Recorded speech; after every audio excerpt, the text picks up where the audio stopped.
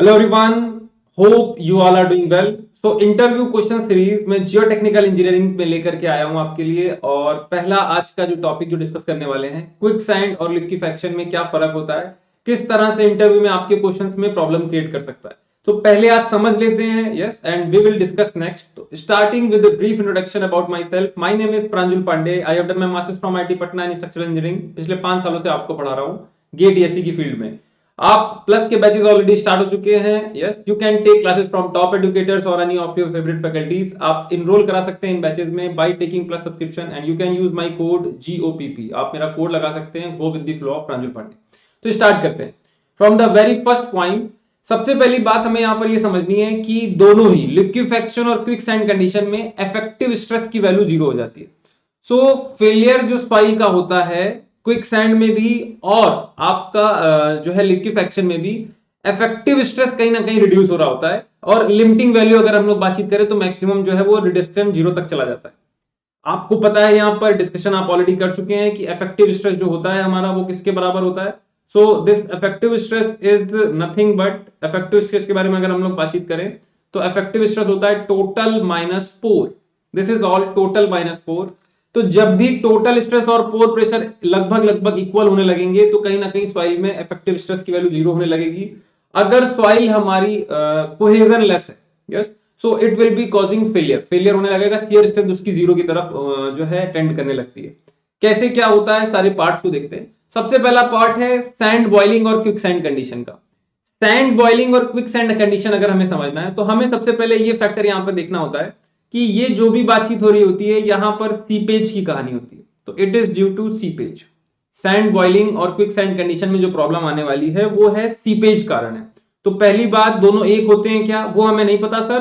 Quick sand condition जो होती है दैट इज, उसका जो एक और नाम है that is sand boiling, that is due to seepage. वो सीपेज की वजह से होती है। अब सीपेज का क्या है, जब भी सीपेज हमारा हो रहा होता है, whenever seepage will take place, जिस डायरेक्शन में फ्लो होगा, अगर हॉरिजॉन्टल डायरेक्शन में फ्लो हो रहा है तो the direction in which flow is taking place, seepage pressure will be acting in that direction.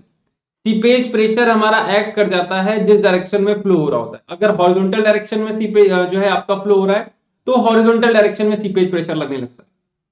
अगर फ्लो अपवर्ड डायरेक्शन में होने लगेगा, if flow will be taking place in upward direction, तो सीपेज प्रेशर हमारा अपवर्ड डायरेक्शन में लगने लगेगा। Upward वाले प्रेशर को आप माइनस से डिनोट कर रहे होते हो, इसलिए आपका कहीं ना कहीं इफेक्टिव स्ट्रेस का वैल्यू रिड्यूस हो जाता है। तो आप देखेंगे अगर फ्लो हमारा हो रहा है और फ्लो हमारा कहां हो रहा है, अपवर्ड डायरेक्शन में, so flow is taking place in upward direction, due to that seepage pressure will be acting in upward direction, जिसकी वजह से आपका इफेक्टिव स्ट्रेस की वैल्यू रिड्यूस हो जाएगी, क्योंकि कहीं ना कहीं ऊपर जो प्रेशर लग रहा होगा that will be taken as negative. इसके बारे में काफी सारा डिस्कशन हम लोग कर चुके हैं पोर प्रेशर वाले चैप्टर में भी। सो अगर ये सीपेज प्रेशर और ये आपका सबमर्ज यूनिट वेट अगर सेम हो गया तो कहीं ना कहीं इफेक्टिव स्ट्रेस की वजह से सॉइल हमारी क्या हो जाती है, सॉइल की स्ट्रेंथ हमारा इफेक्टिव स्ट्रेस 0 होता है तो सॉइल की स्ट्रेंथ हमारी रिड्यूस हो जाती है और वो कहीं ना कहीं 0 की तरफ टेंड कर जाता है। So water will flow in upward direction, जो भी स्ट्रक्चर होगा सॉइल की शेयर स्ट्रेंथ लूज हो जाएगी and it will cause lead to failure. इस तरीके के फेलियर को हम लोग बोलते हैं quick sand condition. It will be referred as quick sand condition. तो क्विक सैंड कंडीशन का जो पॉइंट है वो हमें ध्यान रखना है, सीपेज की वजह से होता है और वो सीपेज हमारा अपवर्ड डायरेक्शन में हो रहा होता है जिसकी वजह से इफेक्टिव स्ट्रेस हमारा 0 हो जाता है। अब लिक्विफैक्शन में भी इफेक्टिव स्ट्रेस 0 होता है लेकिन उसका जो रीजन है दैट विल बी डिफरेंट, वो कहीं ना कहीं हमारा अलग हो जाता है। उस पार्ट को भी हमें यहां पर देखना होता है। तो आइए उसको देखते हैं। सेकंड अगर हम लोग यहां पर पार्ट देखते हैं दैट इज अबाउट लिक्विफैक्शन। तो लिक्विफैक्शन का जो मोटा मोटा रोल है दैट इज ऑफ वाइब्रेशंस।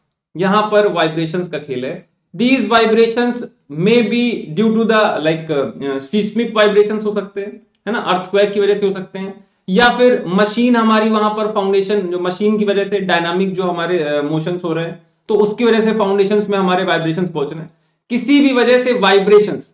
तो क्विक सैंड कंडीशन की अगर हम लोग बातचीत करें तो वहां पर होता था सीपेज मेन रीजन, और लिक्विफैक्शन की बातचीत करें तो यहां पर होता है वाइब्रेशन। अब इसमें वाइब्रेशन में क्या कहानी होती है ये समझिए। वाइब्रेशन के बारे में अगर हम लोग देखें, शियर स्ट्रेंथ के चैप्टर में आप लोग देखते हैं, दोनों अलग अलग चैप्टर्स में पढ़ते हैं। अगर लिक्विफैक्शन की बातचीत करें तो ये chapter number, quick sand condition की तो ये चैप्टर नंबर 4th में हम लोग डिस्कस कर रहे होते हैं। और चैप्टर नंबर 4 में हम इसका डिस्कशन करते हैं इन आपका सेकंड पार्ट में, जहां पर सीपेज हेड एनालिसिस कर रहे होते हैं। लिक्विफेक्शन हम लोग पढ़ते हैं शियर स्ट्रेंथ के चैप्टर में, जहां पर डायनामिक कैरेक्टरिस्टिक्स आपकी पढ़ रहे होते हैं सॉइल की। तो यहां पर समझिए दो तरीके की आपके पास सॉइल है, एक है आपकी लूज सॉइल, तो one will be your loose soil and second one is your dense soil. तो एक आपकी लूज सॉइल की कंडीशन है और दूसरी आपकी यहां पर डेंस सॉइल की कंडीशन है। वाइब्रेशंस की वजह से लूज सैंड जो होता है, लूज जो सॉइल होती है, तो यहां पर मोटा मोटा सैंड है। लूज सॉइल में हम लोग सैंड की बातचीत कर रहे हैं, सैंड में हम लोग ये सब बातचीत कर रहे होते हैं। तो जो सैंड होगी, loose sand, that will due to the vibration वो चाहेगी वो क्लोजर स्टेट में आ जाए। सो लूज सैंड जो थी, जो लूज सैंड आपकी थी जिसमें वॉइड्स हमारे ज्यादा थे, तो यहां पर क्या होगा, its volume will reduce. Vibration की वजह से लूज सॉइल का वॉल्यूम हमारा रिड्यूस हो जाता है, वॉल्यूम रिड्यूसेस, वॉल्यूम कहीं ना कहीं रिड्यूस कर जाता है। और अगर हम लोग डेंस सॉइल की बातचीत करें जिसका वॉल्यूम पहले से ज्यादा था, तो डेंस सॉइल में इनिशियली वॉल्यूम रिड्यूस करता है, पहले तो वॉल्यूम थोड़ा सा रिड्यूस होता है जब तक इंटरलॉकिंग फेल नहीं हो जाती है, जब तक इंटरलॉकिंग फेल नहीं हो जाती है, यस। उसके बाद जैसे ही इंटरलॉकिंग फेल होती है इसका वॉल्यूम इंक्रीज करने लगता है। तो यहां पर देखेंगे डेंस सॉइल का वॉल्यूम हमारा इंक्रीज कर जाता है। तो मोटा मोटा अगर हम लोग देखें, वाइब्रेशंस की वजह से लूज सैंड में, लूज सैंड का वॉल्यूम हमारा रिड्यूस कर जाता है और डेंस सैंड का वॉल्यूम हमारा इंक्रीज कर जाता है। That is the part here. अब अगर सेम अमाउंट ऑफ वाटर हो, अगर वॉल्यूम रिड्यूस हो रहा है, वॉल्यूम रिड्यूस हो रहा है, तो कहीं ना कहीं पोर प्रेशर हमारा इंक्रीज कर जाता है। तो लूज सैंड में हमारा पोर प्रेशर इंक्रीज कर जाता है, डेंस सैंड में पोर प्रेशर हमारा डिक्रीज कर जाता है। तो क्योंकि यहां पर लूज सैंड में पोर प्रेशर इंक्रीज कर जाता है, आपको पता है effective stress is equal to total minus pore होता है। तो वाइब्रेशंस के केस में लूज सैंड में, वाइब्रेशंस में लूज सैंड में चूंकि वॉल्यूम डिक्रीज हो रहा है इसलिए पोर प्रेशर बढ़ेगा, पोर प्रेशर बढ़ेगा तो इफेक्टिव स्ट्रेस की वैल्यू रिड्यूस होगी और कहीं ना कहीं after some time due to this vibrations आपका सॉइल में फेलियर हो जाएगा, इफेक्टिव स्ट्रेस की वैल्यू आपकी कहीं ना कहीं जीरो आ जाएगी। That is the part here कि आप इफेक्टिव स्ट्रेस की वैल्यू देखोगे तो यू कैन एब्सोल्युटली सी कि आप वहां पर सॉइल में आपका मतलब जो है जो आपका सेटलमेंट्स हैं दैट आर वेरी हाई और अपवर्ड फ्लो आपका हो गया है ना। तो क्विक सैंड कंडीशन और आपका अगर हम लोग लिक्विफेक्शन की बातचीत करें, दोनों में आपका इफेक्टिव स्ट्रेस हमारा कहीं ना कहीं रिड्यूस हो रहा है। और एक बस खाली जो फर्क है वो ये है कि एक हमारा सीपेज की वजह से हो रहा है, दूसरा हमारा आपका वाइब्रेशंस की वजह से। तो ये सारे पॉइंट्स हम लोग एक बार कॉपी कर लेते हैं यहाँ पर। तो अगर हम लोग बातचीत करें क्विक सैंड की, तो क्विक सैंड कंडीशन के क्वेश्चंस में आपसे जब बातचीत करेगा, आप अगर इस तरह से समझा देंगे तो कहीं पर कोई कंफ्यूजन नहीं रहेगा। क्विक सैंड कंडीशन किसकी वजह से होती है, बोले सर क्विक सैंड कंडीशन होती है सीपेज की वजह से, this is due to the seepage. ये किसकी वजह से होता है, this is due to the vibrations, यहां पर वाइब्रेशंस की वजह से होता है। ठीक है, किसमें होता है, लूज सैंड में। ये किसमें है, ये हमारी कोहेजन लेस फाइल में है ना। नेक्स्ट क्या है, सीपेज में यहां पर फ्लो है upward flow, this is in upward flow.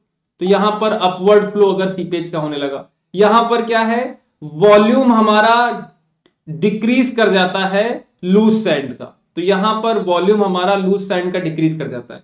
Upward flow की वजह से इफेक्टिव स्ट्रेस हमारा क्या कर जाता है, डिक्रीज कर जाता है, क्योंकि जो वैल्यू निकल करके आती है वो गामा समज इंटू में जेड माइनस में कहीं ना कहीं सीपेज प्रेशर हो जाता है।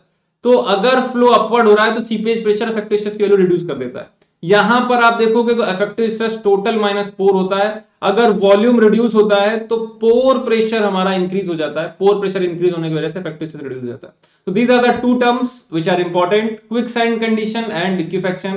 आपके इंटरव्यू पॉइंट ऑफ व्यू से काफी सारे क्वेश्चन इसमें बन सकते हैं।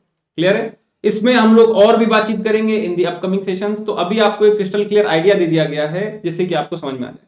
This is all from my side. आप प्लस के बैचेस ज्वाइन कर सकते हैं, प्लस के बैचेस में आपको live classes, recorded classes, crash courses, rank improvement batches, हर हफ्ते आपके टेस्ट होते हैं, हर चौथी क्लास आपकी डाउट क्लियरिंग क्लास होती है। You can refer to these batches. Iconic में आपको personal guidance, study material, test analysis, आपको study planner, study booster sessions मिलते हैं, मतलब 1-to-1 इंटरेक्शन आप कर सकते हैं। आप सब्सक्रिप्शन ले सकते हैं यूजिंग माय कोड GOPP, आप कोड लगा सकते हैं। तो प्लस में आपके पास डिफरेंट प्लान्स अवेलेबल है, 1 year, 1.5 year, 2 year, many more plans are available. तो अकॉर्डिंग टू नीड आप लगा सकते हैं, आप सब्सक्रिप्शन ले सकते हैं। बैचेस ऑलरेडी रनिंग में है, आप उनमें क्लासेस अटेंड कर सकते हैं। आइकनिक इज देयर जहां पर 1-to-1 गाइडेंस आपको मिल जाती है। So you can refer to this code. These are the Telegram channel, आपको यहाँ पर पूरी क्लास की लिंक वगैरह मिल जाएगी। अनअकैडमी के यूट्यूब चैनल्स हैं, do refer to this channels, do refer to your friends. तो thank you everyone, all the best, be safe, take care, thank you all, thank you.